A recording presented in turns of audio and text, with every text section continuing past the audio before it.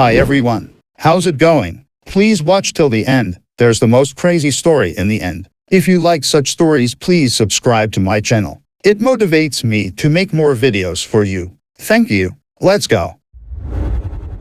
I read his text messages. So, my 39-year-old husband has been acting weird. He keeps accusing me of cheating, and I'm completely innocent. We just got married in June. There is more to the accusations, but in the interest of time, I'll just keep the backstory short. I told my mom he keeps accusing me of trying to get back with my son's father, which is not true and completely offensive. He is an abusive narcissist. My mom said that has probably guilty and trying to deflect. I told my mom that I thought about that, but with my husband, it's just not true because he wouldn't do that. I really felt sure of it in that moment. So, me being me, I just wanted to cover all bases because it made sense what mom said even though I didn't want to admit it. I logged into our phone account last night and saw a bunch of out-of-state text messages and his usage to one number really early in the morning. He drives trucks on a local route, so he leaves at like 2 a.m. every day he works. Sidebar: for the last week hubby has been sleeping in the guest room because he said I needed space.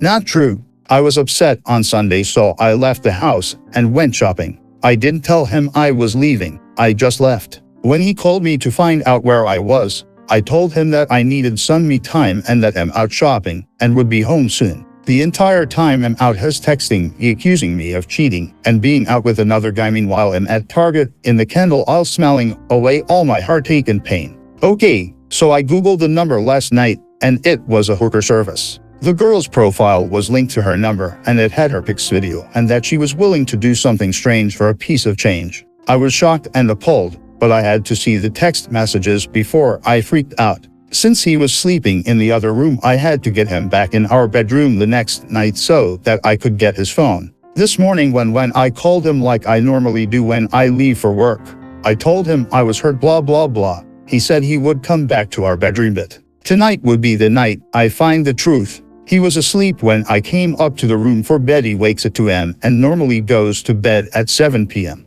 Anyway, I sat on the rug in front of the bed to watch TV and used the computer for a while. The whole time I'm plotting, trying to get the courage up to swipe his phone. He keeps it on top of the bed, plugged up to the charger like right above his head. Damn, I can't just walk up to the side of the bed because he would feel my presence. So I did something that I never thought I would do. I literally laid on the cold wood floor and slowly did the army crawl to his side of the bed. The floor is real wood, so it is creaking like crazy. I had to slow my approach and do more sliding than crawling. I'm embarrassed. Anyway, I reached up and pulled on the charger cord because I thought I would be able to tug it a bit and have it fall right into my hands. It did not. It fell right onto the floor and made a loud thud. He froze for about the longest minute of my life to ensure he was still asleep. Damn, that floor was cold and I even felt the top of my foot cramping up.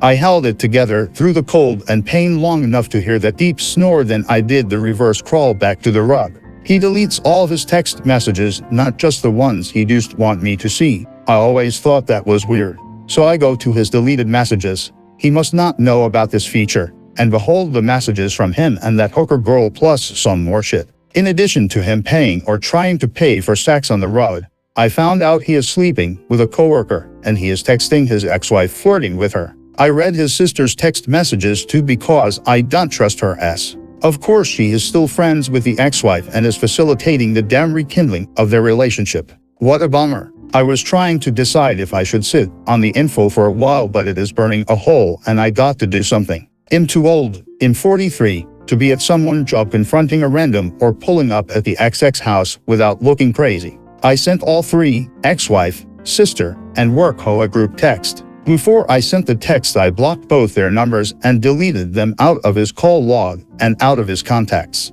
I basically said in the text, work hoe, I know you're sleeping with my husband and he is lying when he told you he hadn't touched me in months. Ex-wife, if you want him, you can have him back. And I told sis that she is super grimy, especially because she drops her 3 kids off at my house faithfully on weekends for me to watch, all the while she trying to get him and his ex back together. After the text, I went to sleep because it was like 1 a.m. He just left for work. So I guess we will see how this day plays out. Brainwashed into a sex doll. I, at 35, had been lifelong friends with. I'm 36, and the long distance for years we started an affair. I supported all aspects of his life, put my life on hold, made decisions and choices focused on him, and truly loved him. I agreed to some sexual gratification hypnosis which would brainwash me into becoming a living sex doll with no mind. He slowly turned me into a doll. He dictated my clothes, my panties, my desires, my appearance. I starved myself, manipulated my body, changed how I looked drastically to become more doll-like, and ended up becoming so codependent on him that without his daily manipulation I was crippled with anxiety. He then lied to me, ghosted me, and blocked me completely out of the blue.